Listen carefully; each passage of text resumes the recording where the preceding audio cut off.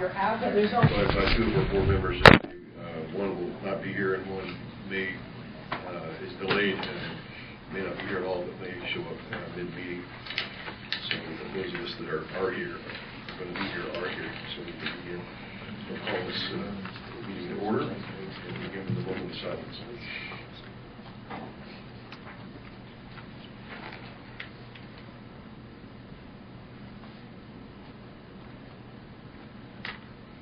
Thank you. In the absence of Commissioner Farrell, I'll ask you all to stand for the Pledge of Allegiance.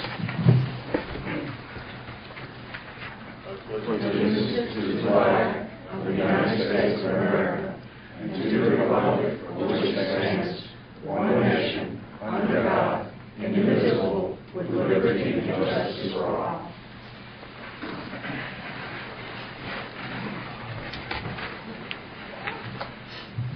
Okay, first order of business would be the consent agenda,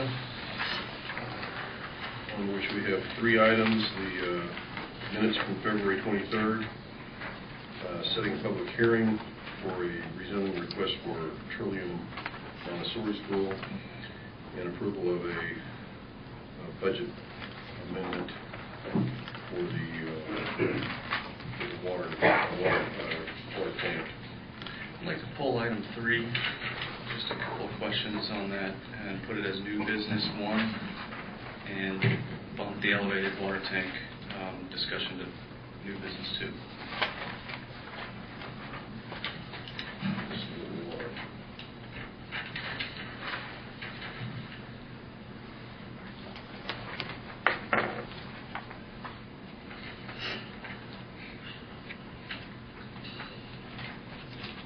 Okay.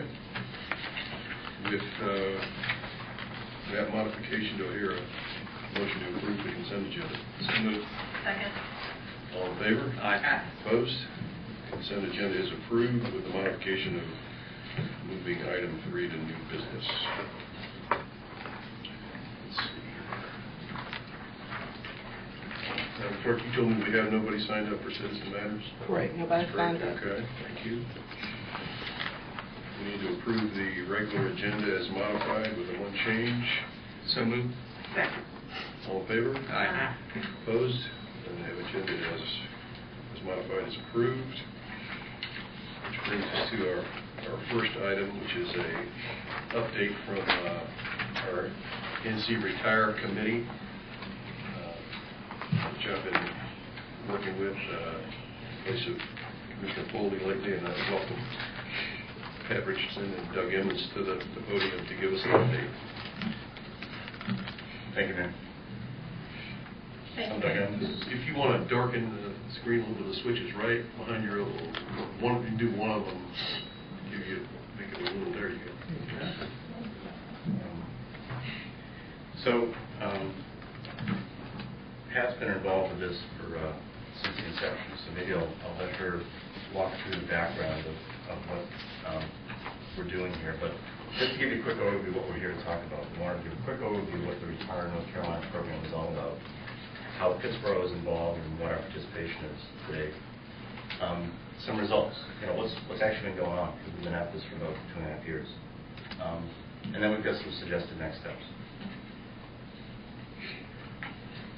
So the retirement program started in 2008 in the North Carolina Department of Commerce program. It encourages retirees and those planning to retire to make their homes here in North Carolina. That's the main goal of the program. Communities must meet specific criteria to apply and pay $10,000 for a 5-year certification, which Pittsboro did in 2013. We were certified in 2013. Our community is a little different than the other communities. We raised the money, the $10,000 application fee via our stakeholders. And we have some of our sponsors right here in the room, and we really appreciate all the stakeholders that participated. So we're different than some of the other communities that participate in the program. Once certified, North Carolina Department of Tourism markets and promotes communities through the retirenc.com website. I encourage you to look at that. E-marketing, social media, visitor services, public relations, trade shows, which we just attended a trade show recently in Tyson's Corner, Virginia, in February. Myself and Doug attended that 2-day conference trade show. There's co-op marketing and research as well, and that's all part of the 5-year certification for the retirement program. Pittsboro is currently one of 10 retirement communities that are certified by the state. Here you see a list of the communities: Asheboro, Eden, Edenton, Lumberton, Merriam, Mount Airy, Pittsboro, Sanford, and Lee County, Tarboro, and Winterville. And what all of these counties have in common is this is a rural county program. So it's not for cities like Cary or Chapel Hill. It's more for cities that are rural. So they're helping market those cities that are not so prevalent out in the community. So, as Pat mentioned, local businesses within Pittsboro actually raised for $10,000, and to our knowledge, we're the first community to do such. Our certification is good for 5 years. That's the way the North Carolina State program runs, and effectively, that $10,000 is amortized over those 5 years. So it's $2,000 a year for whatever marketing and promotion the state does across all those vehicles that Pat just spoke to. We actually, in recruiting different sponsors, set up sponsorship levels, and different people signed up at various levels. The 2 top levels basically provided a higher level of cross-market.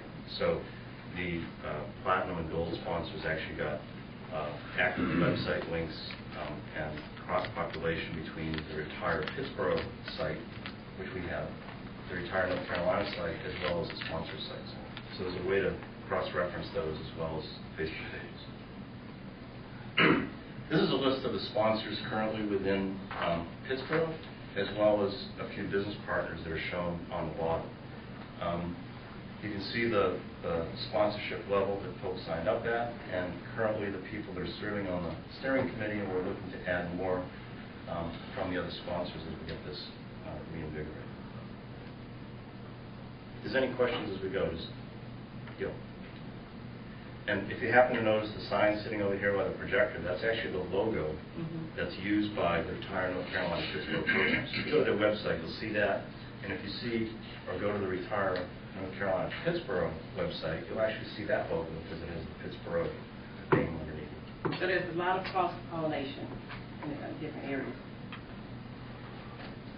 So the benefits to these sponsoring organizations as well as Pittsboro to participate is largely awareness. We're creating awareness for the town of Pittsboro in this area for more people to, one, become aware of and understand that it's certified by the state as a designated retirement community. So we have an opportunity to leverage that identity that the state's creating and to market it more proactively within Pittsboro and our own businesses.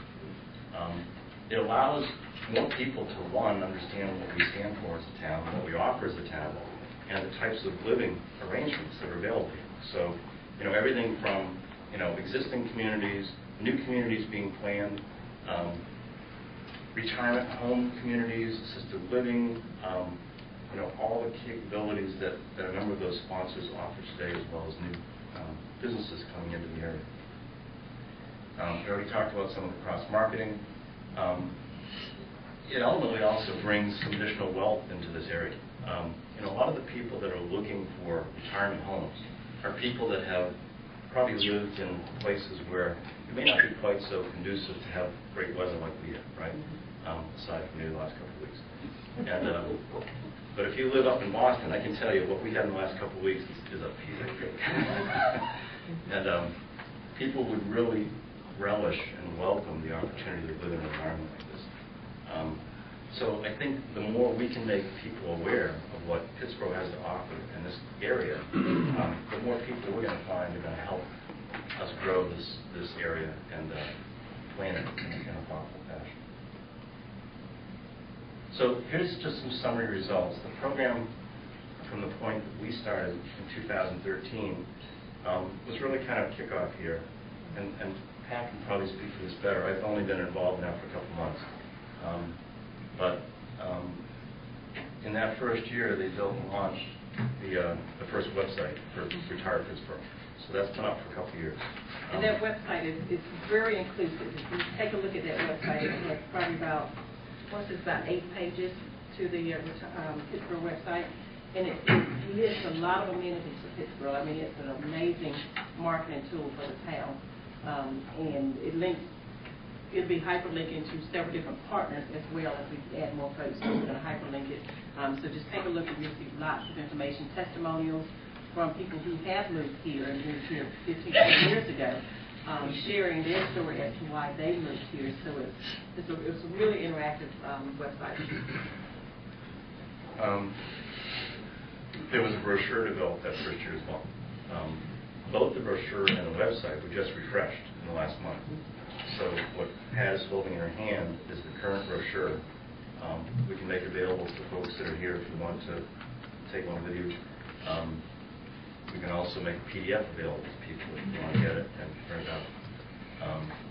In 2014, the state of North Carolina supported 4 different events. When we talk about events, we're talking about trade shows like Ideal Living, which attracts retirees, or the AARP show that attracts retirees. And they're basically shows to help showcase different communities. And we'll talk about one specifically that Pat and I attended last week and a half. In 2014, they had 2,800 attendees in total. It's a good number. But interestingly enough, as you drop down to 2015, they've already run 4 events.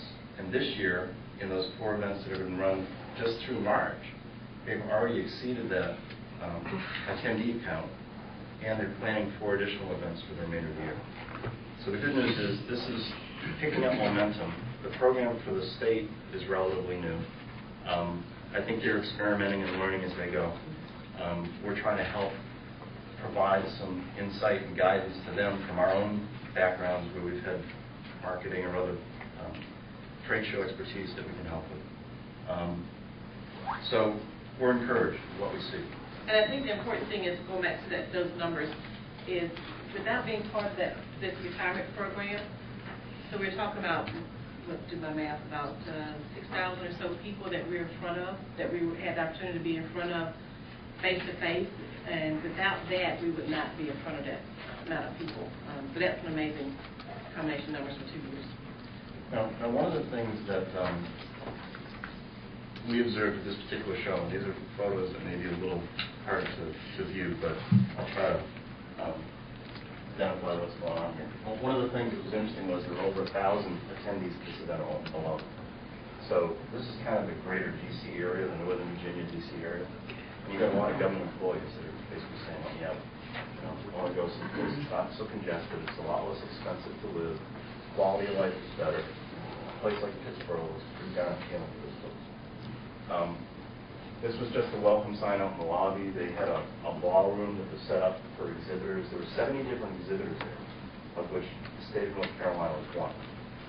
We participated in the state of North Carolina booth as sponsors to kind of showcase Pittsboro. This was my first event. Pat attended some before. My observation from my involvement is that if we're not there, Pittsboro doesn't get as well recognized. And the challenge is, I have the same issue trying to represent Eden or Edenton or Lumberton because I'm not as familiar with those, obviously, as I am Pittsboro. So the more attendance we have from our steering committee to be able to be there and to showcase and talk specifically about things that we know firsthand, the better off we're going to be in enticing people and convincing people that Pittsboro is worthy of taking a look. The 70 exhibitors all had different exhibits and booths. This was actually the North Carolina booth, but you can't really tell that. That's Andre Neighbors and a fellow from Edenton that was in the booth as well. These are just images of front and back of the brochure that Pat held up a moment ago. This is the main page of the Pittsboro Retire North Carolina website. There's rotating images on that screen. And thanks to Alyssa Bird at EDC for helping us get all this updated. Next steps. we're actively working with the state of North Carolina to see what we can do and offering suggestions based on our observations and feedback on how we can make the program better. We think there's a lot of potential for it. We think there's upside for how we can make it better. I think because we're uniquely funded, thus far the town hasn't really had to kick in any cash, but we're also running out of cash. And the observation that we had from attending this one trade show event is that if we don't have somebody from the steering committee attend these events, then Pittsboro is not going to get its fair hour in the sun here with folks that are attending. They may get a few literatures tossed their way, but they're not going to get people who are passionate about Pittsboro and talking about the things that Pittsboro has to offer. So one of the requests that we have of the town is to match the sponsor funding up to $10,000 a year to help defray some of these costs. It won't cover everything, but it'll at least help offset some of that. Second request was, we just found out that the county map, which is down the hall and is published in support of the Chamber of Commerce, is up for its renewal. In the last map, the town of Pittsboro had 2 ads in it, quarter-size ads. What we'd like to propose is that we pool funding to create a half-page ad, which actually costs less than 3 separate ads, and include a message around Retire Pittsboro as a branding image for Pittsboro to include in that map. So that's something that, if you look at the current, what do they call it, quarter-size ads, if you look at that versus doing 3/4 size ads versus a half-page ad, there's a savings there for us overall and an ability to market Pittsboro as an official certified attorney. Lastly, we want to work with the county, and we'll talk to the county commissioner separately about getting greater support for engaging staff county to help us with follow-up and capital distribution. Ultimately, what this means is a better return on investment for our sponsors, for the town, the image of the town, attracting more people to the town, helping feed the funnel for Chatham Park and other things like that. So that is our presentation, and we just open it up to any questions or discussions. I'll just say, as Doug mentioned, that having someone from the steering committee in the booth, and I've attended 2 of the trade shows, the booth gets very, very busy. You can go 2 minutes without anyone coming by, and then all of a sudden you have 20 people coming by, and it's an opportunity for us to interact with these people coming by, couples, individuals coming by that have questions, that need information on our city, and to start a relationship with them. It's all about that relationship and that making that contact and that direct contact with them, so when we follow up with them, they can say, oh, I remember meeting Pat or Doug or someone from our steering committee in the booth, versus just picking up a brochure. Because as you know, when you attend these trade shows, you're collecting a lot of paperwork, a lot of collateral, but this cannot speak the same and create the relationships that we can face-to-face. So our opportunity to do that actually happens in the booth. So that's very, very important. That's great. And we just don't think that the state can do that without us being there. And we just want to be able to get our fair share in the booth.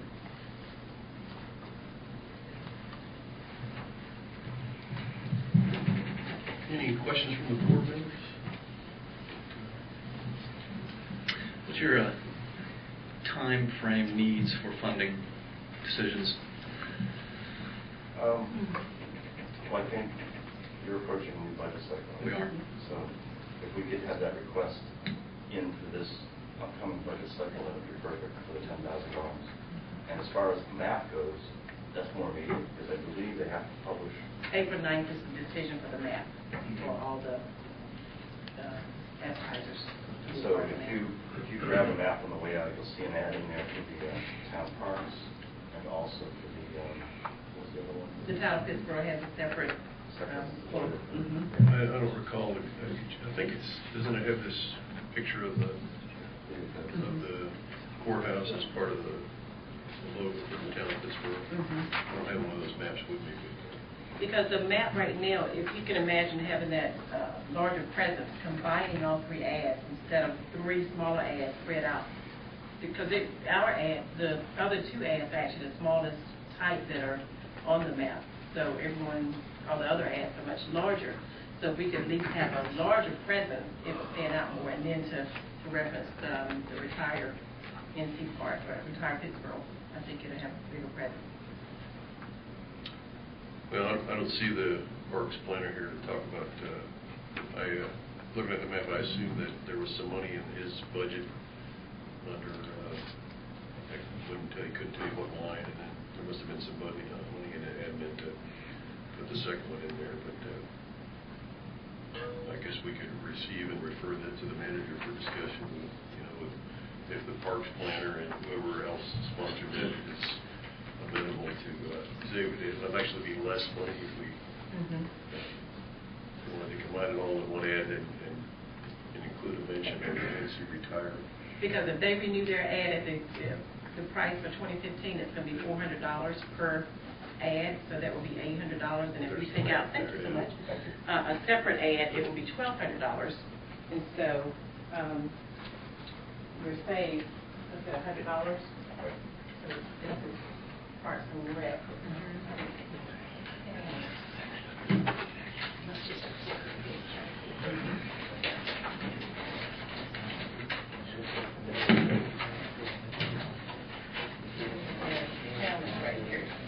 Gotcha. Yeah, so you can see the difference. You have Parks and Rec, and then you have the town right at the bottom, right there. That is a picture of the courthouse, as I recall. They have Parks and Rec right here, and then the town is right there. It's a reference to a full page is one panel. Actually, I think we were recommending a half page. Half page, yeah. Oh, okay. If you take a panel on the map, it's above, Here's the half there. Half that. So Okay. combine the message, half half of of this, that.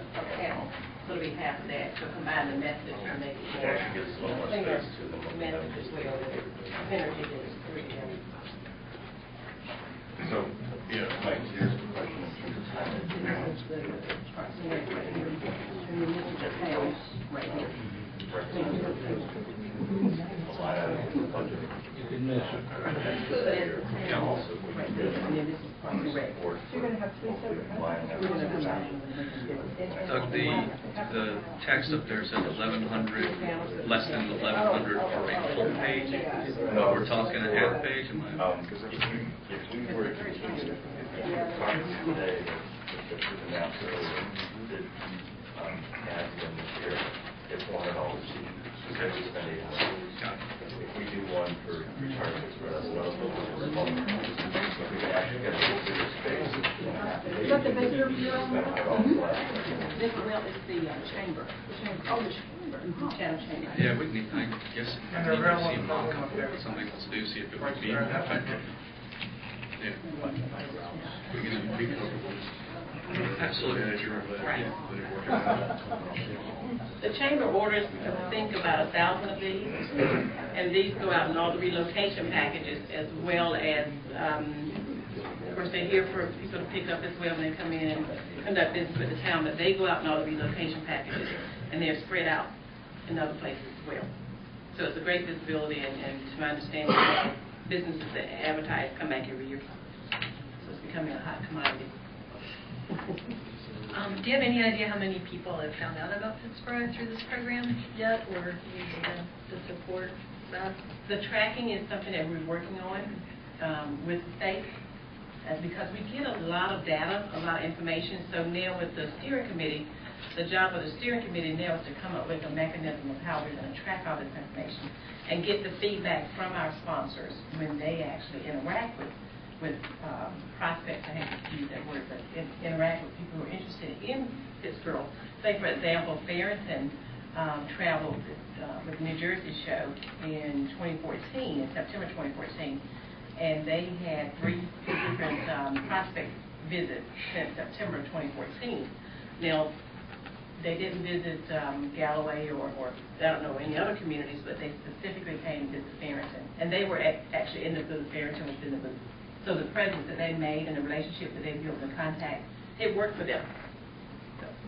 part of what I think there's an opportunity too between the sponsors and the town is figuring out what can be made helpful to somebody that wants to visit this room. You know, or the things we can line up that would be conducive to somebody wanting to come and spend it for weekend, and tour some things, or to take advantage of some of the restaurants or the other sponsors. Doug, could you give us some examples of if the town should decide to provide some matching funds to the funds that you're raising through your sponsorships, what kinds of things would that money be spent upon? Well, first and foremost, what we think we want to do is ensure that we have at least one sponsor from our committee available to attend these major trade shows. So travel and lodging for participation in those trips. Okay. Because right now, my observation is that when we're not in the booth, the folks that the other sponsors, the other community sponsors, will be there, and they're going to promote their communities. So right now, we're competing against 9 other communities. The state, however, is looking to recruit additional communities. So it's just a question of how much do we want to support and promote Pittsboro to ensure that what we've already made as an investment gets a better return. Okay, and in terms of cash flow, you're not asking the town to write a check and send it to Pittsboro Retire because you guys don't have a. You're sending your reimbursement applications through our finance officer, right? So if the $10,000 would reside in the Pittsboro budget, be available for reimbursement for expenses incurred by Pittsboro Retire certified. So we're not really writing a check to you guys. No. Just having a budget line that would be available to pay reimbursements for printing this kind of stuff, working on this, and for travel and lodging for trade shows. Marketing and trade shows. Okay, well, what's the will of the board? Should we talk about the map first? We want to just authorize the manager to negotiate that with the staff that's already participating. And I think they have the resources to work with graphic designers, and I think that the people that do the map for the Chamber of Commerce can help craft and add. They'll have a page. There's a motion to that effect that we would authorize the manager to do that. Mr. Mayor, before we go in, I have just some regarding the sponsorship. I remember when we started this, was it 2 years ago maybe? Yes. And the $10,000 was to be paid by the sponsorship, correct? Yes. And it was. And well, my question is, if the town's coming up with $10,000 this year, what is the chances of it next year going to $20,000? Or is this $10,000 a year? Because I understood it to not cost the town anything when this started. I don't have any problem with this because I do see, as a business owner downtown, I do see a lot of new people in town from out of state also. But, you know, I just don't. I'm really not up for spending $10,000 taxpayers' money right now. I think when the original proposal to support this was put forth, just as you state, it was all funded privately through the sponsor organization. What we're asking for now is we become more familiar with the program and how it operates by the state to maximize what our sponsors have already invested and to get a higher return for the town. Is we need to ensure that Pittsboro is represented at these trade show events.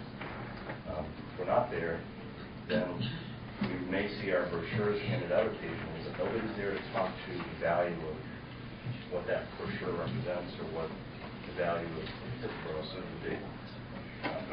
I mean, okay, on your $10,000 expense, I mean, could that be broken down to a smaller amount? I think, quite honestly, that amount will not cover. That's going to help offset some of the costs. You know, they're increasing the number of trade shows that they're running right now. If they're running 8 trade shows a year,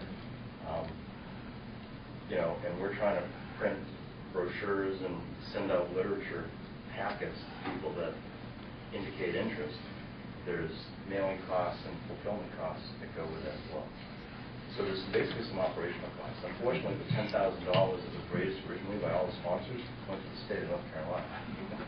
And that $10,000, when you look at marketing, so you take that $10,000 and break that up into 5 years, you're looking at $2,000 a year for a massive marketing campaign from social media, various websites. We're in call centers. I did a cold call myself the other day to the 800 number just to see what they would say, and gave them another name. I'm expecting a package at home any day now from them because I gave them my daughter's name. But just to see if they even knew the program, because, you know, it's a call center, and they honestly knew the right answers. And I queried them on my aging parents that I was looking for somewhere for them to relocate. They gave me the contact person's name, so they had all the right information. They were knowledgeable. And we're also in call centers. We're in 9 call centers across the state. So there's that 10,000, I can just say from my own advertising experience, you would only get maybe a year of advertising at the most if you were doing that in a regular fashion of advertising and marketing. So we get 5 years of the state and national presence. So it is a lot that we got with the original 10,000, but unfortunately it's not going to last forever. We're almost at zero balance, but we've done a lot. I mean, creating a website, we created a website from scratch, and it's an inclusive website, but that cost. We had a contract to have someone create that for us. Let me get some clarity here. Now, when we first started this program, we had to raise $10,000 to pay to the state. Correct. That's gone. That's the state. That doesn't help pay for any of your trips. Correct. So you continue to raise money through sponsorships to create some cash flow to do stuff like this. We actually raised a little over $15,000. Okay. And our finance officer's holding that for you. Here. And so what you're asking for is here, you're going to keep raising funds. You're just asking us to match with a cap on it, not anything beyond. So it might be less than 10. If you have a bad year raising money, it could be less than 10,000. So the first 10,000 into the state is gone. And if you continue to raise money, you've been using that for your cash flow. And you're just asking us to supplement that cash flow so you can continue to represent us at trade shows. And $10,000 is a not to exceed number. Right. And I can say that the sponsors that we have, they continue to invest and support the program. I mean, the sponsors are printing brochures to go and travel with us. Copper Bankers right here, they're part of the program, and they print, packages to send on the trade show. So there's, there's a call, they're invested as well, and so they're. Okay. The belief in the program is there. Okay, well, I'd make an observation. This isn't a question that should be answered during our budget proceedings, so I think maybe the best the board can do tonight would be to ask the manager to put something like this on the ad list or the cut ad list and the discussion item during budget percent. Does that feel right for everybody? Yeah. So we don't have to say yes or no tonight, but we can have the manager make it part of the budget deliberations. So, Yeah, that does. Let me get clarity on one thing that I think I heard you say, and that is that this amount of, this funding level would be a matching mechanism so that if Retire Pittsboro raises $5,000, spends $5,000, then the town would kick in another $5,000. Or is it a flat out, you've got access to $10,000, and when you spend that, you run out of money and you have to go raise it elsewhere? My preference would have been the flat 10,000. Right. The challenge is that if we have to match the sponsor funding, that means we have to keep recruiting new sponsors or ask sponsors to Right. take in more money. I think sponsors that have already paid up front are probably going to be reluctant to do that. I'll speak for my own community. I just got our community, Chapel Ridge, sponsored this. They're not going to put more money up right now. They just paid. Now that money, fortunately for us, is in excess, so that goes into our kitty, and we're using that to help drive some of this program. But the question is, how many sponsors realistically do we expect to have? I don't know yet. Obviously, we'd like to recruit more, but I would like to ensure that we have some support from the town, independent of, if we have a bad year in matching and getting additional sponsors, and you match that, we're SOL. I just wanted to add one thing to that. Remember, in a previous slide, he pointed out that in 2018, they're going to be coming back to all of us, and we're going to be amping up again. And all of these retirees are not people that are on walkers, guys. Some of these retirees that I have talked with, they're looking at leaving where they're at. They're coming out of government or they're coming out of the corporate world. And not only do they want to move, but they want to open their own business. They don't maybe know exactly what they want to do yet, but they don't want to sit down and do nothing. They want to come here and be a part of the community. Such a duck. Yeah. I'm in that group. Yeah. So I've been here since 2008, and bought in 2007, and retired last year. So I'm in that same group. Right. We just wanted to understand. Yeah, thanks.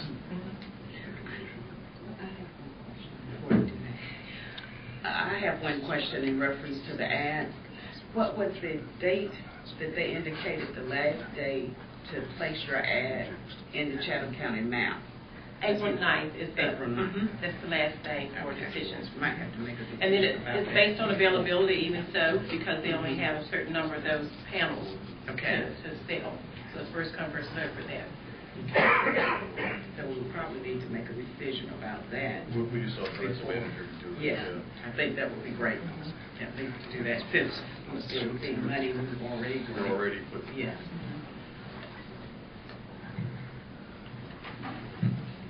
Does somebody want to formulate a motion to, or if we just want to receive and refer this to the manager for action, as we already discussed, he has the authority to place the ad on the map, and we can ask him to include this on the ad list for consideration during budget deliberations. Is that sufficient? We don't need a motion, just receive and refer the item to the manager for action. Everybody comfortable with that? Yeah. Everybody, we're good? Yes. Okay, thank you, Doug. Thank you, Pat. Thank you. Thank you. Thank you very much. Thank you.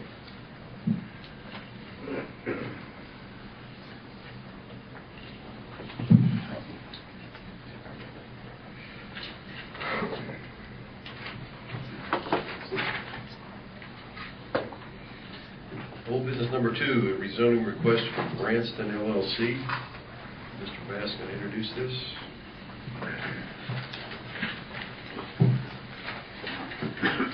Yes, sir. This is rezoning 2015-01, Branston LLC, proposing to rezone approximately 97 acres off of US 64 east of Pittsburgh from RA5 rural agricultural to RA2 residential agricultural.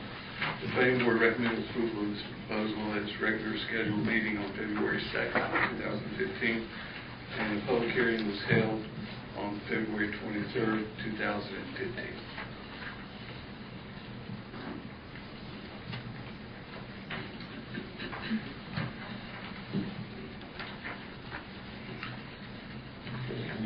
Any questions from board members regarding this rezoning? I see we got a revised ordinance. Is there any discussion about those revisions? Accomplish.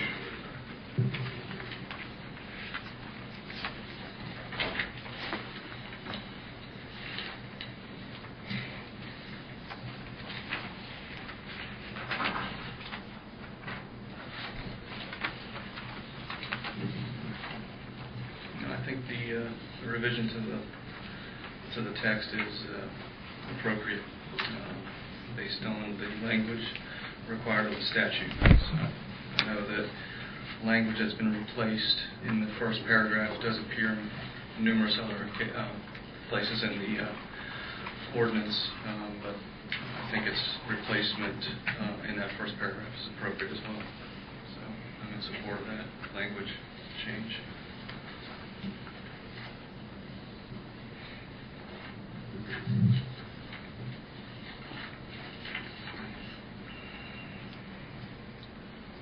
Okay, then I guess the item before us would be the revised ordinance amending the zoning ordinance,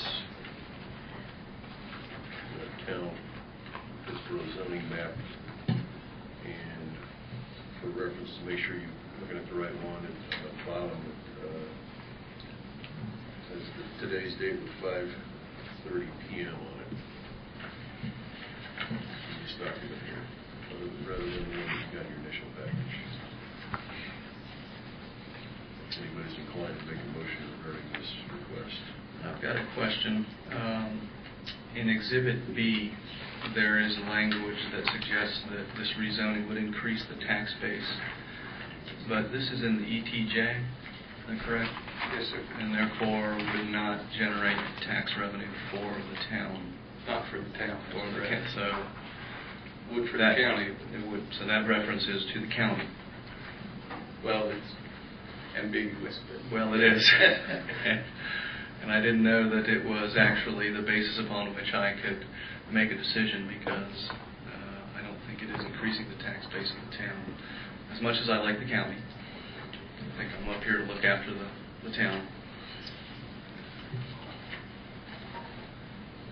So you suggested that we strike that phrase? If I were to make a motion of approval, then I would request that that be stricken as well.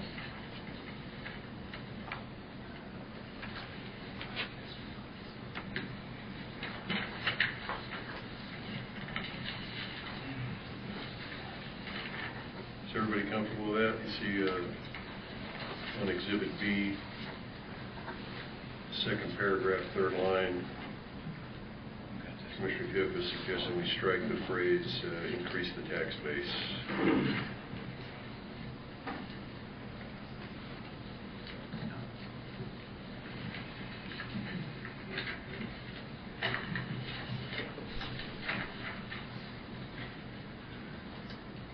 Any other comments or questions? I'll make a motion that we approve the rezoning as requested in accordance with the ordinance amending the zoning ordinance in the town of Pittsboro zoning map, striking these words increase the tax base from the text of Exhibit B. Second. Moved and seconded. All in favor? Aye. Opposed? None opposed. This rezoning passes 4-0.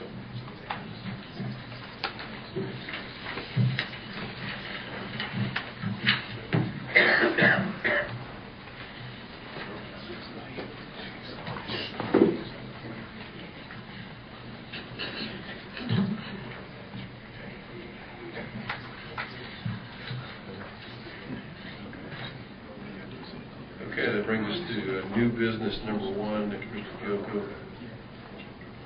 asked to pull the budget amendment for the project at the water plant. So, Mr. Fiocco, what were your questions on that budget amendment?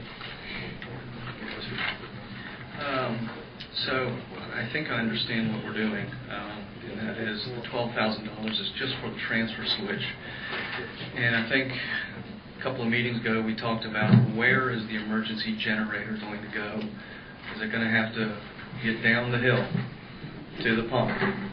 And so I was just curious about that, see if this transfer switch cost includes running cable up the hill and to the shoulder so that the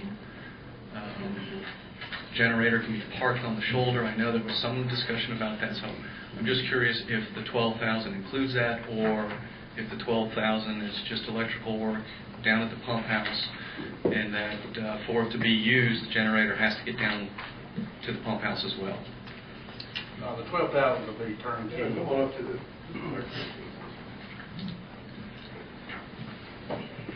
Hey, Stephen, 12,000 will be turnkey because we anticipate, of course, it going up the top of the hill. Because as this past events, everybody all knows ice, big hill, it ain't gonna happen. So yes, this includes us running a cable and having a hookup at the top of the hill. At the top of the hill. Okay, fantastic. That's what I Is wanted it to a hear. permanent cable? You're permanent, gonna yes. bury it, and so the I don't think we're going to bury it right now. Maybe because I'm scared of vandalism, maybe, Yeah. you know, with people going. We try to keep people out from that particular area, and Percy helps us with that. But we will probably leave it inside our raw building, rolled up. There's actually 4 cables we'd have to run it up there. Hmm. But, I've talked to several people, contractors, it's gonna work great. And nobody's concerned, that's a long run.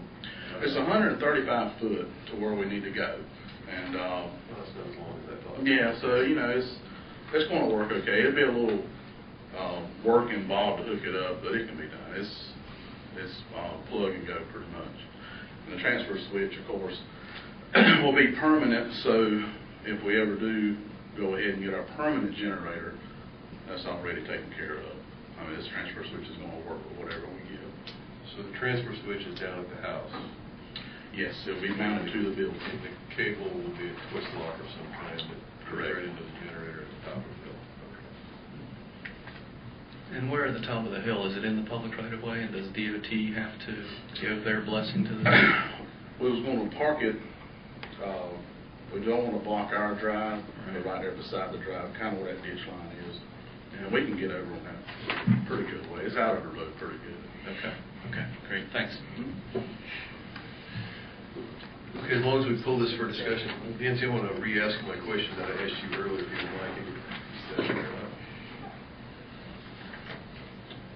mind. I needed a memory jog, and maybe get Nancy to answer this question for everybody. What this budget amendment does is it just moves money around inside the existing departments. So we're not asking for a new funding here. That's correct. We're just modifying the water plant budget to take money out of various accounts and put it in a capital outlay budget. So what I asked Nancy was, would it be kinder to the fund balance to just create a capital project and fund it out of the capital reserve? Would there be any net difference in what the enterprise fund and fund balance would be in a year, or is it a wash? Does it not make any difference?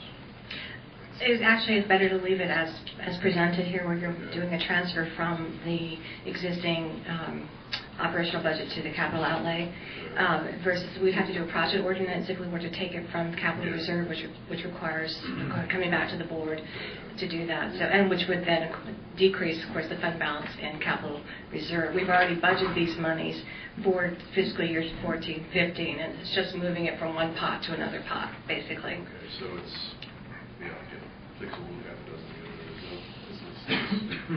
This accomplishes what we need this point. Okay. That helps me. Okay. Okay. Anybody else got any questions on this item? Make a motion that we adopt the ordinance amending the town of Pittsburgh operating budget as stated. Second. All in favor? Aye. Opposed? The budget amendment is adopted. Thank you. Next item is a report from the town engineer on the elevated water tank alternatives.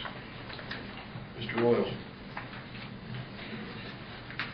Thank you. It's good to see everyone tonight. So I'm reporting on a document, this technical memorandum from McKim & Creed, who works for Chatham Park. The reason I'm so interested in this, and with John Petit and Adam and everyone involved in our water system, is it's about timing. We've reached a point where we seem to be getting new development in town, and it's crawling up the hill. It's at higher and higher elevations. I'll just mention Belmont Apartments, which you're all familiar with, behind Lowe's Home Improvement. They're at an elevation that's very close to getting out of our pressure zone in terms of fire flow and fire safety. And that's been just an example. There's other development proposed up that hill in the future, single-family residential. There's other development coming that is putting more and more strain on our water system.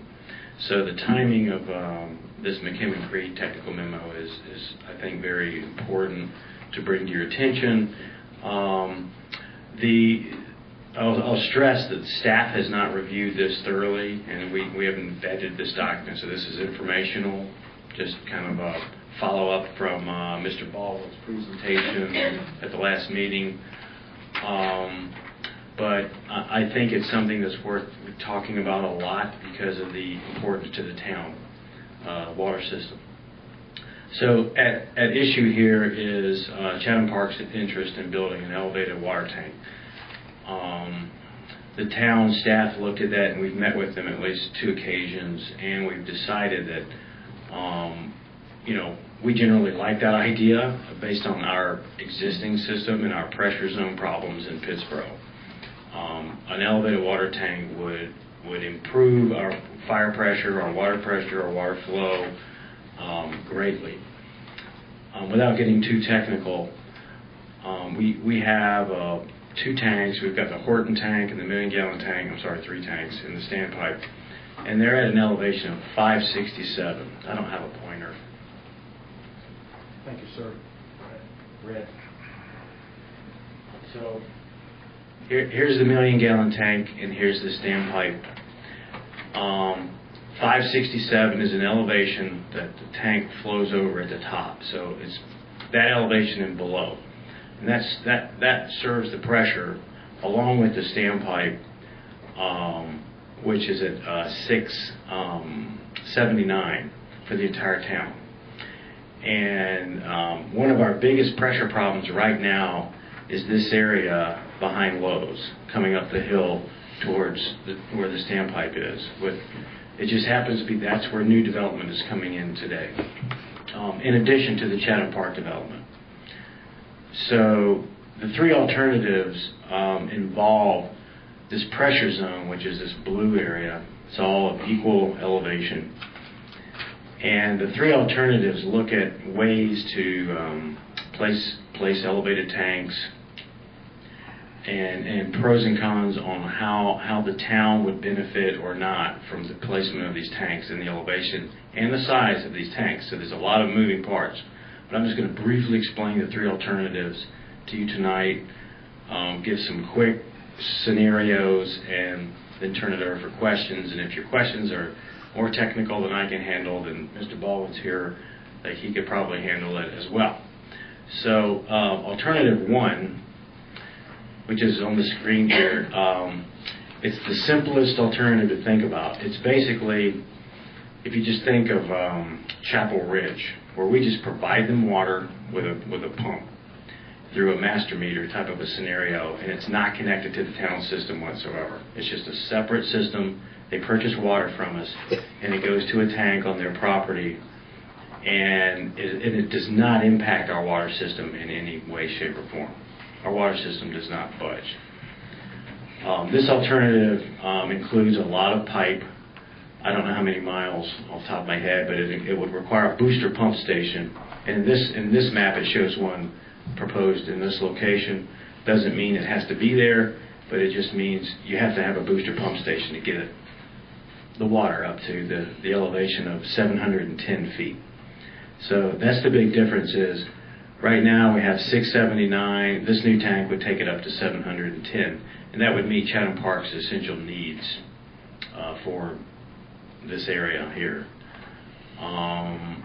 So that's an easy one to wrap around your mind. It's just a simple pipe, booster station, tank. Has no impact on the town. Alternative 2. So that's not improving any pressure in the town? It does nothing to improve pressure in the town, unless I'm missing something. No, that's fine. Thank you. So alternative 2, the tank would be in the same location on Chatham Park property. However, the way it's configured, the connection would improve the pressure in the town because it would be connected to our town system over here, where our existing 1 million gallon tank and standpipe are, and the pumping to get the water to that height would come from the water treatment plant. So we would actually upgrade our pumps at the water treatment plant to boost the water to the top of this tank on Chatham Park property, which would then be connected to the town. So alternative 2 is an improvement for the town in that it is connected and it does improve the pressure. It would actually raise it from 679 to 710. And in this alternative, it proposes a 500,000 gallon tank. And I forgot to mention, alternative 1 proposed a 300,000 gallon tank.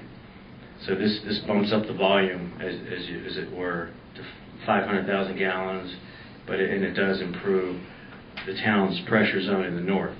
Now, it also talks about a phase 2, which is in the future, we're all going to need reclaimed water. We're just going to have to use reclaimed water for our wastewater discharge requirement, and the fact that we're going to try to reduce potable water use for issues that aren't potable.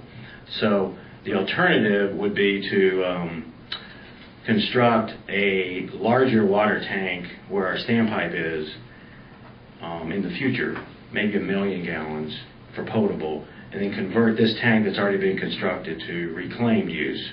So that could be tied into our reclaimed water system in the future for use in this area for reclaimed water.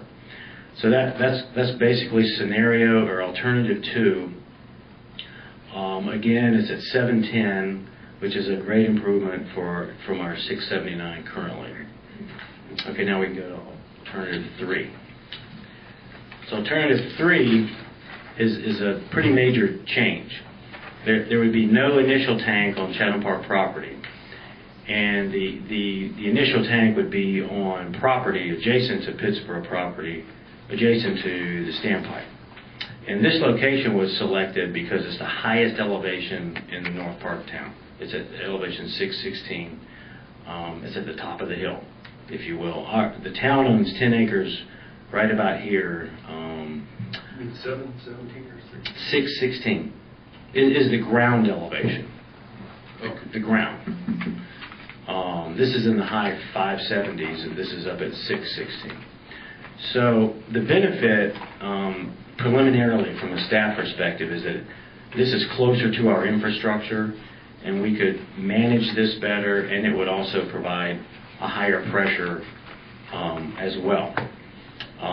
This alternative suggests to not only go to 710, but go to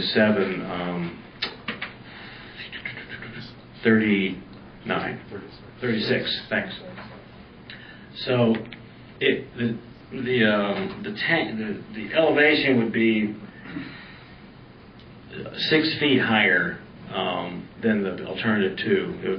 You'd have to literally build 6 more feet on it based on the elevation difference to make that elevation up to 736. So the way Chatham Park would have their pressure would be we would just build the pipe in the same proposed alignment back to the bypass, jack and bore under the bypass to feed this section over here with the same pressure. It would also have a pipe running from the water treatment plant on out. So there's a lot of scenarios that could be run, but this document raises questions that we have to answer through time. Some of the questions are how does our water system behave with these 3 scenarios, hydraulically and pressure? We have a WaterCAD model that we've provided the Chatham Park engineers, and we have the model. And so we would like to sit down and look at that with their engineers to see what these scenarios would do. They also create this high pressure zone, so we would have to put in what's called pressure reducing valves in areas where we don't want to basically blow pipes out of people's homes or out of the system near their homes. So we would have to identify where these pressure reducing valves go. We've got one right now adjacent to Chatham Forest, and that experienced trouble about 4 or 5 months ago. But we would have to look at not only the models, but where these pressure zones go. We'd have to take a closer look at the alignment. What would that entail in terms of easements? I'm just talking technical. I'm not even getting into finances yet. But where would this be in terms of easements? How would this work along the DOT right-of-way? And is everything at the water plant, can the water plant function with all of these scenarios? And what would it take to convert the water plant? Some other issues the town staff have are how large should this tank actually be? Because we'd be worried about water age and water quality. Is it 1 million gallons the right number? Is 500,000 gallons the right number? Is 750,000? We have to look at all those scenarios because we don't want to have a water age problem where we're going to have to, flush hydrants and get back into our old ways again. So we have to be careful about that. Adam has mentioned before that he wants to have a better operational plan to bypass the 1 million gallon tank and wheel water all the way to the Horton tank so that he doesn't have an age problems, because by the time the water gets to the 1 million gallon tank and sits there for a while and comes on out to the Horton tank, it's got some age on it in the south part of town, which he wants to avoid as well. And that also avoids flushing. So we have some scenarios to look at. This is just a first step in a process. Each scenario is valid, but they have pros and cons, and we just have some more work to do with their engineers and with our folks to kind of flesh this out, if you will, a little more, to develop a little more detail in these alternatives, including cost at that point. So I'll kind of wrap it up here. So like I mentioned when I first got up here, we've got new development pressures coming in at higher elevations on the ground. Not just Chatham Park, but other developers. And we need to try to stay ahead of this as much as possible to do planning. It takes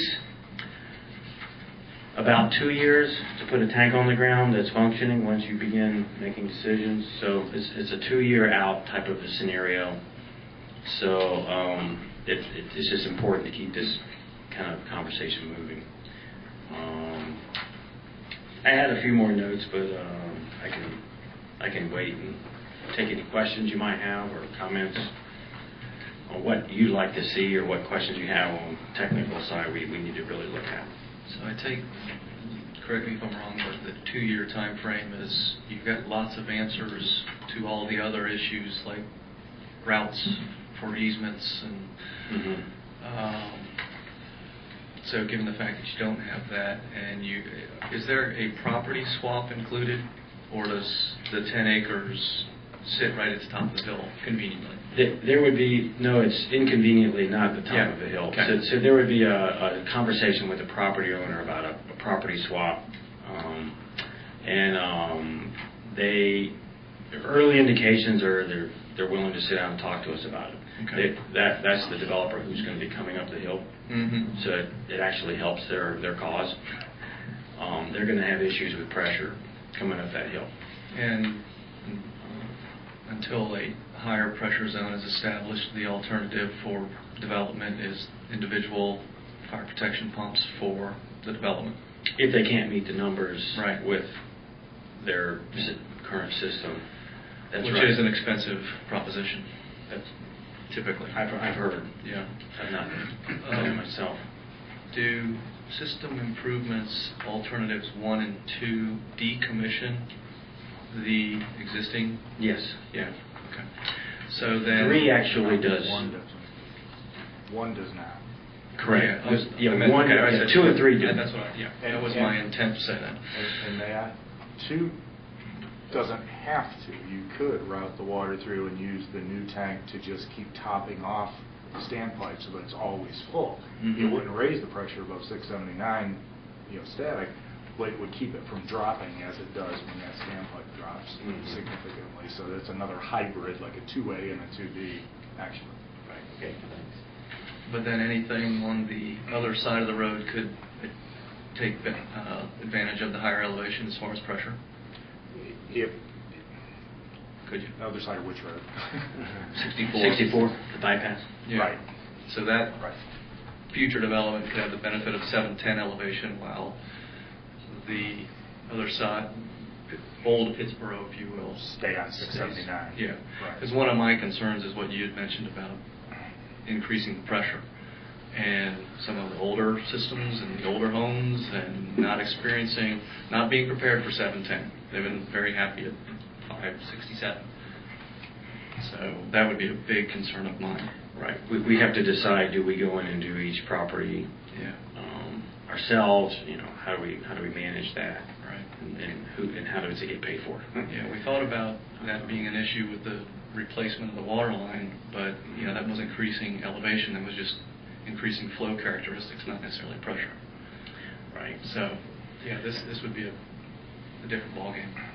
We would definitely want to sit down and look at the WaterCAD model with these scenarios to see where our issues are, kind of the red flag issues or the green flag issues, and so that there's a lot to kind of digest. So this is just kind of a step one. I'm hoping that the staff, when John Petit gets back and Adam and I can get together with their engineers, we can sit down and go over some of these scenarios in a little more detail, flesh it out a little bit, and come back with a sort of a second draft or a second copy with some cost estimates and some more. We'll find more. The more we look into this, the more issues we'll come up with. Easements and things like that. So a couple of quick questions. On option one is the only one that does not have us going underneath 64, right? 2 Correct. and 3. It just runs along the north side there. Okay. And just an observation, I remember Hydrostructures, or Jay Johnson from Hydrostructures, alerted us, well, it seems it could be as long as 3.5 years ago, about pressure issues at the top of the hill, Chatham Forest, and that. Right here. But that tank is, he commented he wished that tank had been built, 15 or 20 feet taller when it was built. But, that was a done deal. So we know we had pressure issues in certain parts of town for a long time. And I guess my last comment would be that when this comes back for some sort of a decision, the financial piece is going to be very important. The local government commission is not going to let this town incur a lot of debt for infrastructure that serves future expected development. Customers that don't now exist, they're not going to let the town borrow money for that. Certainly not while our enterprise fund is in the shape that it's in now. So the question about how this gets paid for needs to be part of the decision matrix. And who's going to own it when it's done? If we end up steering ourselves toward number one, then the next question is the question of who pays for it is clear then. The developer pays for it all. But then when it's over with, is it a Chapel Ridge model where we just sell bulk water to the developer and they meter, they set up their own utility like Aqua serves Chapel Ridge? Or is it a different model where we meter the individual residents who add them to our current utility? So this, you're right, this whole thing raises a lot more questions than it answers. But it got us thinking, so thank you. You're welcome. Fred, I got one question about the tank sizes with the 0.3 and the 0.5 and the 1 million. And you're talking about flushing water out of it. Could you not put a 1 million gallon tank over here and keep the water level lower? I mean, would that keep your water from being stagnant or? What I'm trying to say is maybe we have the storage for later use. If we're not using the storage right now, we would still have a 1 million gallon tank for storage 5 years from now, 5 years down the road. Yeah, that's a good question. Is there anything wrong with having a 1 million gallon tank and never put more than $500,000 in it for a period of time, not put more than $500,000 in it? It's the matter of the elevation that's required to maintain pressure. We need the new water level to be at 710, say, for the new pressure zone. So that forces you to build that extra storage above 710, which then forces you into a higher pressure zone later, whether you want it or not. And you probably don't. The other thing is, at some point, you're going to have to repurpose or build a new tank for reclaimed water. So the theory was build a smaller one now when you really don't want a lot more water in the air, then repurpose that to reclaim where you don't need a lot of water in the air, it's just to maintain pressure, and then build a larger tank when you do have more demand and more flow and more turnover, and you need that volume. So that was the thought process behind the phasing, if you will. So it'd be a little challenging to do what you say, and we still end up having to build a second tank at some point for the reclaim system. So if a tank goes over here on the south side, I'm calling it the south side, will Chatham Park still have to have a tank on the north side? Not a potable tank, but at some point then down the road, have to build a Elevated reclaim tank. tank. Yes. Yeah, because at some point the reclaim demand will be so high that you'll need an elevated tank. It'll be beyond the capability of just a booster station to keep up with the variability in demand. So all of their potable water could come out of the tank over here on the south side. They could get all their potable pressure, Right. but they'd have to build a tank in the future for reclaimed water. Right. The other downside, and again, we get into a lot more technical detail than you want to tonight, I think, is starting out at 736, just what you talked about with the higher pressures then for certain elevations, that creates a lot more higher pressure areas if that's serving everything, Chatham Park plus your old 679 zone. Now you've got a lot of homes that need PRVs at that point because of that extra pressure. That going from 710 to 726, is another, 13 PSI on top of the 13 you've got to go from 679 to 710. But you could keep the zones separate, couldn't you? The way that the terrain works with all the washboard effect and the little rivers and creeks and all that, it's going to be very difficult to build a contiguous zone to just downgrade into another lower pressure zone coming off the high one when it's all so up and down like that. So you're most likely going to have to PRV either streets or homes to just a little bit greater extent when you do that. So it's just one of those nuances and complications you got to look at and decide on what's the greater good and the lesser evil, because there's no perfect solution.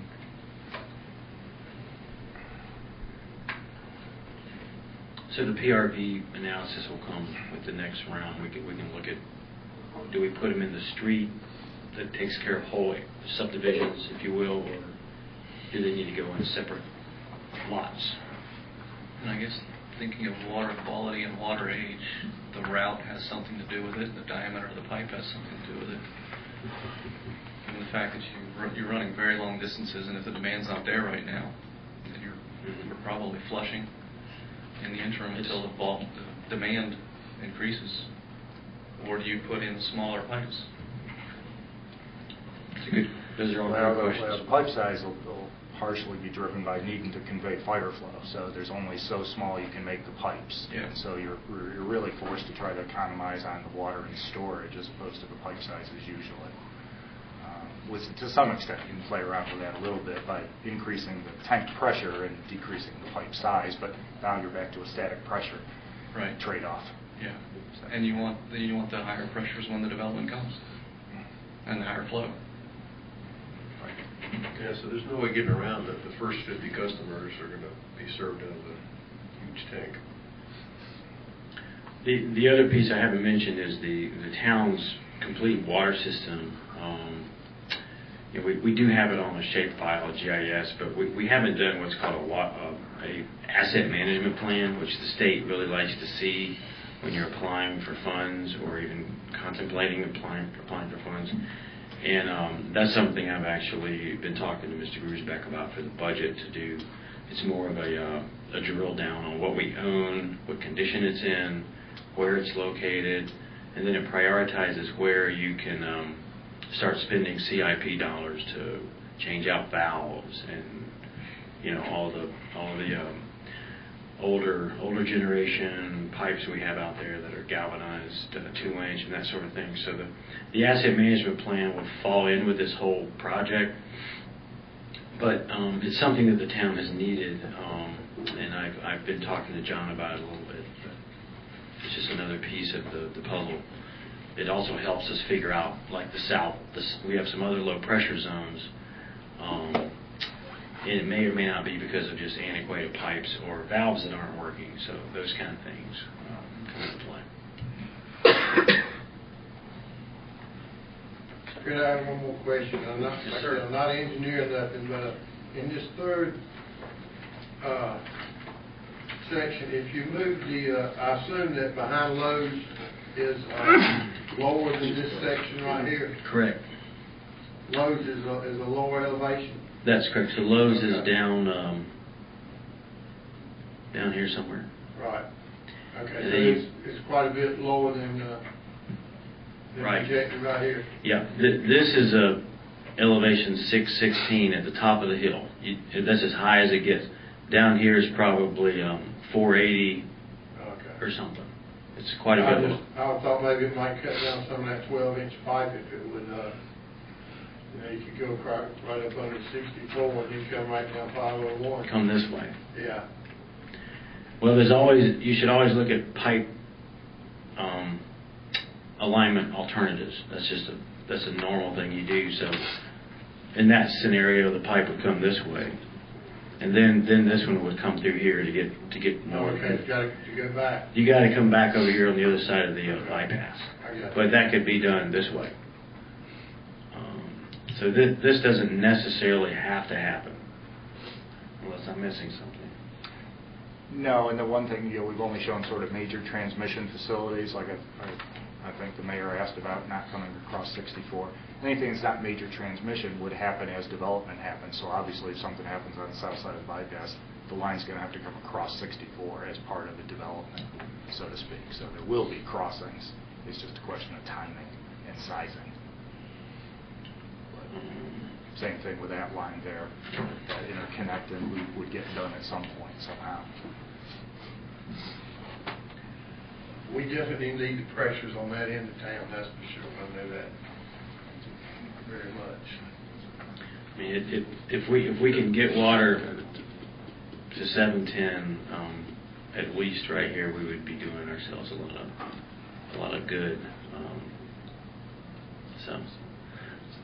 That would take care of Belmont and all back in there. All Yep. of that. Okay. Thinking of crossing 64, I'm wondering if the DOT was looking forward enough to put some casings underneath the road that we might actually get into. I don't know where the bridge location is. Is it roughly near here? Yeah, you're right on it. We're right on it? Well, I mean, A little bit. I think we're down there. Oh, this is the bridge? You're right. Yeah. Underneath. The bridge is going to have some utility conduit. They don't like them. I know. Was it a right? I thought I heard they were going to go with some Culvert? We try to make allowances for them, but we might be going under instead. So, I'm going to estimate within the next 2 meeting cycles we'll be back with some more information. 1 or 2. Okay. Thanks.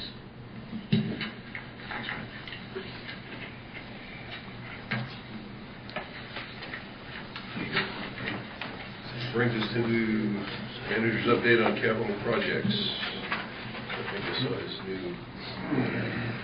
Yeah. Right. I'm walking on the floor.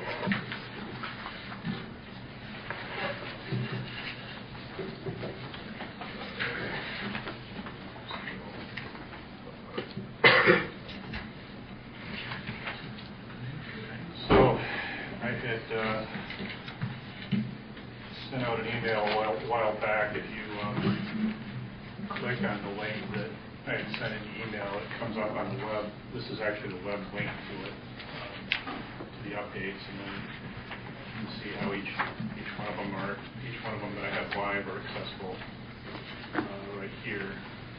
That would be more than what you have in front of you tonight. We'll probably be having a couple more in there, and then I'll be putting that live link that you have. Actually, would pretty much you can share that with anyone, and anyone can get on it. I think what I'm going to do is put that out on the Twitter and the Facebook, and make sure everyone can, out in the public, can get access to it. Even Mr. Poteet, as he suns himself in Hawaii, could have the ability to edit this stuff here. So, but I'll just tonight, what I want to do is, and probably for future meetings, try to keep things to the issues that have been updated directly.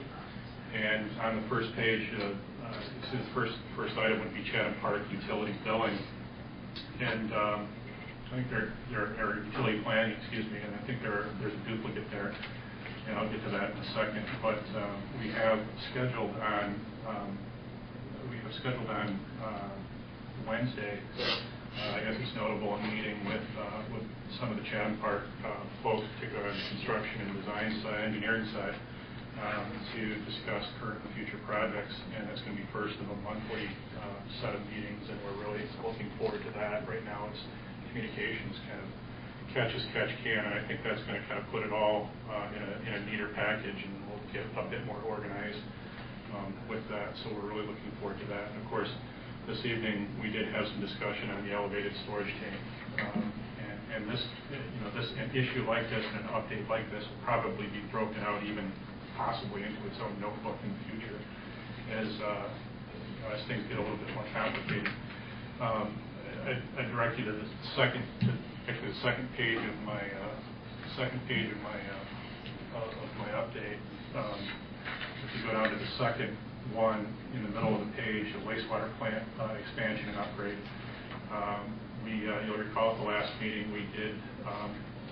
Staff did receive a recommendation from the board to allow the manager to contact Wooten Associates to complete the PER, and we have a meeting scheduled for Friday the 13th with Wooten to go over some deliverables and some scope of work for that. So we're looking to get a reaction back from them on that, and then get something, I believe, in front of the board. We'll look at the April meeting. First April meeting actually to have the contract in hand. So looking forward to keeping that one moving. Unified Development Ordinance at the top of your second page.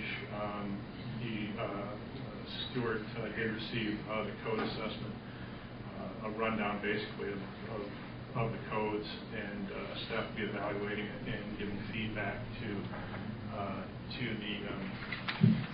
Clarion Associates. We're looking to, following that, looking to convene the technical committee, and then I believe on first April meeting have a presentation from Clarion on the code assessment and get your reaction to that. So there'll be an update on that coming subsequent meeting. Small area plan process as we get into that, it's probably, I guess the format that we use to actually formalize the piece is one issue, but also describing it, making sure we have all the elements necessary to review a small area plan is another step. And the planner and the attorney and I met the other day, and there's a bit of busy work involved with actually finalizing the actual process, but looking to do that. I think we would be looking to have that possibly the next meeting this month.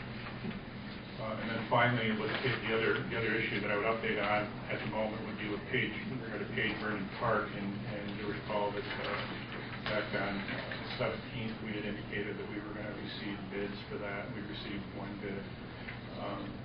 That would be to construct the pocket park. It was a bit higher than we expected, and we're working with the bidder on an reduced pricing, and we'll be back with to you to report on some options on that, hopefully at the next meeting. So with that, I'll open it up to any other questions.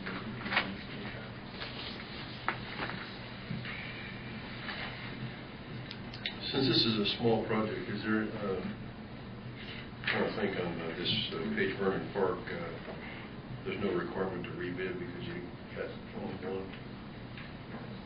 I'm trying to dig back in my memory banks about purchasing contracting law. I think there's a cost threshold at which you have to get more than one bid, but I don't think this probably meets that. We had budgeted 50, and the bid itself was approximately right around 100. What the exact amount was. So we're actually going through and trying to reduce some of those items and get a little bit closer to our budgeted. So did you do this as a formal or just an informal bid? Formal bid, but you only got one.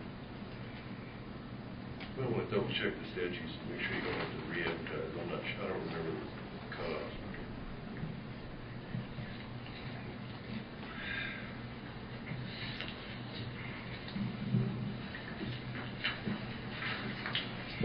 Okay. Regarding the code assessment, I think you mentioned presentation, first meeting in April. I think I'm not going to be... Second meeting. Second meeting in April? Okay. I'm sorry. Okay.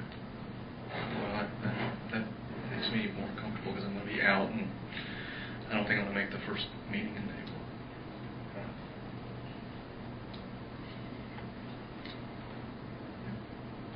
Okay, any other questions for the manager on that report? That is, you had that right, I misspoke, I'm sorry about that, second meeting.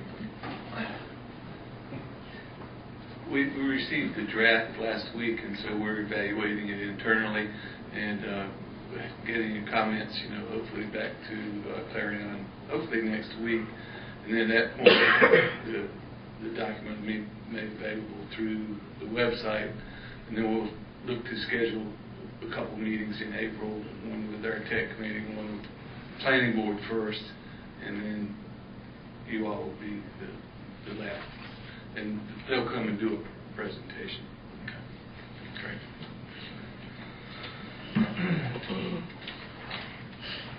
Mr. Rusbeck, I cannot find the email regarding the Evernote. I'm eager to give it a go.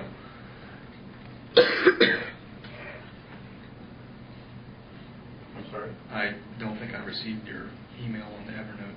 I can't find it. Okay, so may have been sent to your Pittsburgh. Yeah. I'll resend it. Can you? Okay.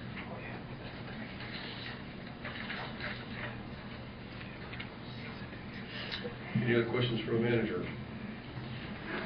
No, we can move on to updates. There's the only thing I've got on EDC is that we have a regular EDC meeting tomorrow morning. Nothing further to report on that.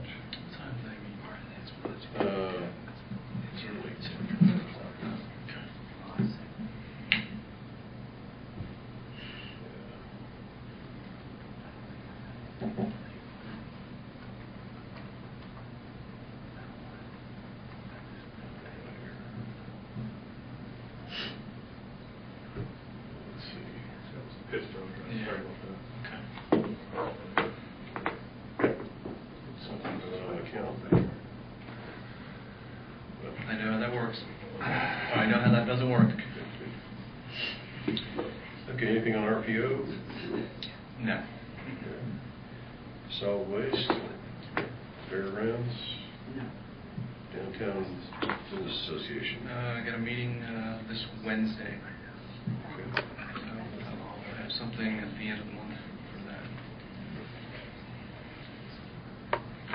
Okay, that brings us to Commissioner concerns. Mr. Farrell? Not really anything, just have one question from Fred maybe about the sidewalk. Anybody heard anything, Mr. Grusbeck, on the sidewalk from the stop at 87 down to the school? Have to acquire property for that, so we're on hold until we actually acquire a couple of small pieces of property. Could I ask where that property is? Hard for me to describe it. Is it coming up by the school? No. Okay. Difference between the right-of-way claimed by DOT and actual. Okay. So, infinitesimal pieces. Thank you. I just had somebody in the neighborhood ask me about it, so I'm just kidding. Mr. Pioka? No, I'm okay. Mr. Baldwin? I don't have any commissioner concerns specifically, but I would like to commend the public works in John Petit's area in reference to the great job they did doing the inclement weather snow event with the streets. I mean, it was outstanding that they came into the neighborhoods and they cleaned the streets. Mr. Ghostin and a lot of the others were there, and Mr. Grusbeck, I would like for you to just know that they did a great job, and I'm sure that all the residents really appreciated that job. That was a lot of hard work. Yeah, I concur. I had the same observation. They did a great job. Thank you. Thank you for bringing that up. Pass that along, that's great to hear. Thank you. thought the gentleman on Chatham Forest, was he happy? Like I say, he actually did send an attaboy. Did he? Last one, yeah. Don't let it go to your head. No, of course not.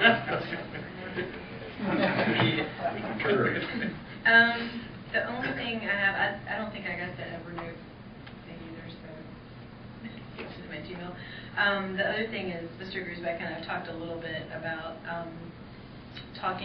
there's some county commissioners who are interested in not just Google Fiber, just all this in our packet, it's a lot of information to take in, but talking to community stakeholders about how we can get high-speed internet. So hopefully, are you going to plan anything? I'm sorry? Are you going to? They, yeah, I had some back and forth with Mr. Horn and Charlie Horn and Mackenzie, communications officer at Chatham County.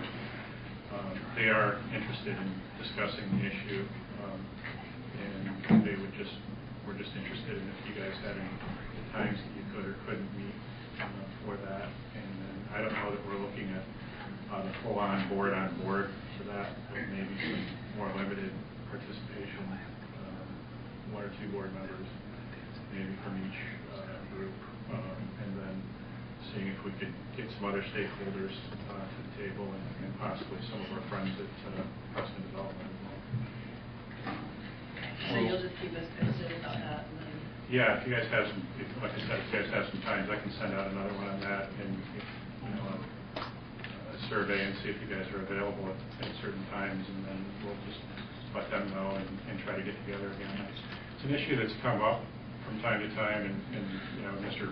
Horn pointed that out, but I think with the development that we've got coming up, as you guys discussed at the last board meeting, it may be an opportunity to explore that. And there's been I was just listening to, I don't know whether it was All Things Considered or Morning Edition or whatever this morning, but there was some more talk even on some of the work that AT&T is doing. AT&T is starting to jump into it a bit more with their Giga service, and I think they're trying to maybe compete with Google Fiber a little bit, and they've entered the triangle in a couple of areas. So I think you guys are right spot on with this. It's, we may not have those 20,000 rooftops that were talked about in that outline that I attached, but we will at some point, and so we got to start planning for it.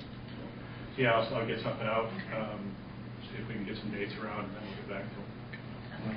Bill and I attended the Triangle J presentation by Preston Development, and one of the key features they mentioned was their ongoing discussions with Google Fiber and several other companies. So they're kind of pushing their end to get the high speed in, and what they mentioned was 1 gigabyte for residential and 10 gigabyte for commercial. So they're definitely a stakeholder we want at the table.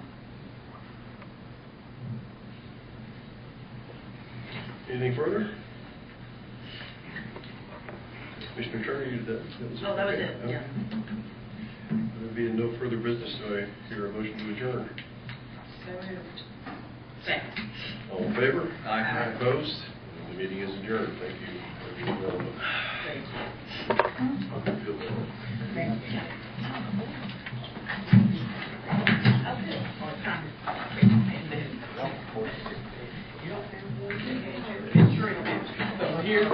Put your picture in it. That's the one where you've got the gavel over there.